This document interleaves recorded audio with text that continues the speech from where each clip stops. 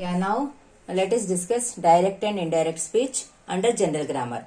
This is in this video you can see part 1 and next video will be part 2. Okay.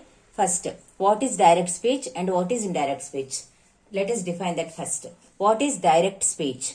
That direct speech will be in inverted commas. So wherever you find inverted commas, then you can say direct speech. Actually, what is direct and indirect speech? That is nothing but two ways of person's expression, because the person we can express directly whatever the person has told us directly.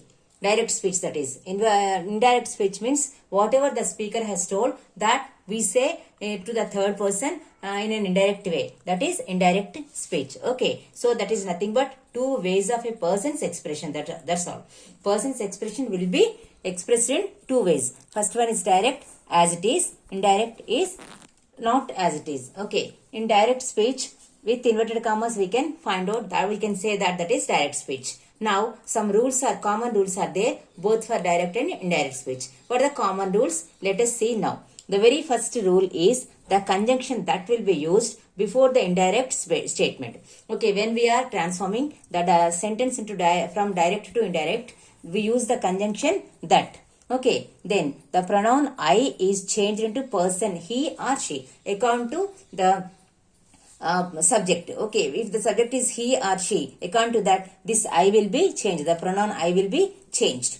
And then the pronouns of the direct speech are changed according to the relation with the reporter and his listener.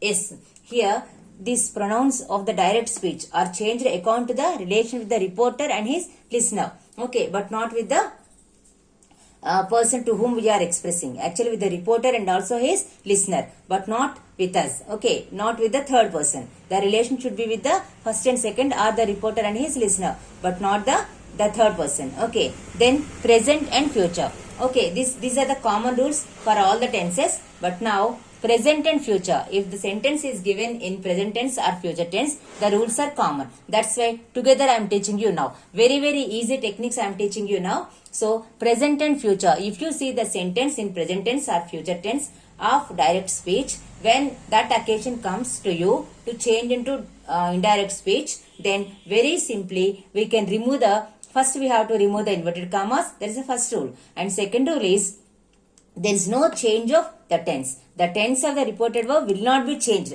This you remember. That is enough. So no need of doing much exercises. If you know the rules perfectly, then no need to do a number of exercises. The first rule is removing the inverted commas. And second one is the tense of the reported verb will not be changed. You may get doubt, what is reported verb? The verb which is present inside the inverted commas is called as reported verb. Here I mentioned already. Reporting verb and the reported verb. Okay. So reporting verb, the verb which is present outside the inverted commas is called as reporting verb, and the verb which is present inside the inverted commas is called as reported verb. Okay. So the tense of the reported verb will not be changed. This is the case of present and future tense. Okay. So some examples I have given here so that will be clear to you. Sita says, I am sick. Okay. Sita says that she is sick, because says is present tense and says is the reporting verb. And what is the reported verb here? Sick. I am. Yam. Yam is the reported verb. Okay. So am is in present tense. So this is in present tense. So when the reporting verb is in present tense, the reported verb tense should not be changed. Remember this. The tense of the reported verb should not be changed. Here the tense of the reported verb is here am in present tense. So this tense will not be changed. So Sita says that she is sick. According to the rule, the conjunction that should be used. So here I have used the word that. That is a conjunction. Sita says that she is sick. Am, present tense is. So she is sick. Okay. So we did not bother about the tense of the reported verb. Okay. Now, one more example. Sita says, I was lazy. Look here. Here, I was lazy. Was is past form. Whereas the reporting verb is says. Says is present tense. So, the reporting verb tense is says. That is present tense. And the reported verb tense is past. But here, though this is past, we should not change because the reporting verb is in present tense. So there is simple technique. If you know the simple technique, easily you can frame any answer.